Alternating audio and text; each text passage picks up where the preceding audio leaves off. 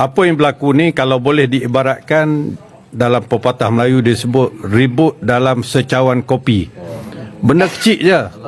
Tapi kalau ribut dalam secawan kopi itu terkeluar dan menjadi membesar, itu salah siapa? Mestilah salah orang yang menguruskan ribut itu, gagal menguruskan ribut itu supaya tidak keluar, membesar, keluar daripada cawan. Bermakna isu ini adalah isu dalaman Perikatan Nasional. Tak sepatutnya menjadi satu isu negara. Ini kita bincang isu negara. Ini isu dalaman satu coalition of political party, itu saja. Tapi tadi saya beritahu, saya bersama dengan Indra Mahkota.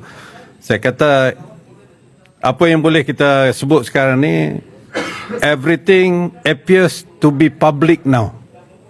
Everything appears to be public. Benda-benda ni, semua benda dah jadi public. So the best comment is, no comment is the best comment. Semua dah.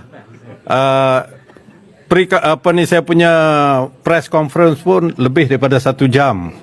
Saya menguraikan mengenai perlembagaan Perikatan Nasional.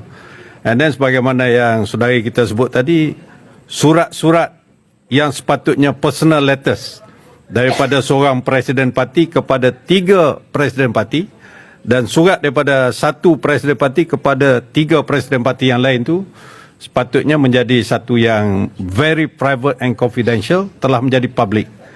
So dia panggil document speaks louder than words. Dokumen itu bercakap lebih kuat daripada perkataan.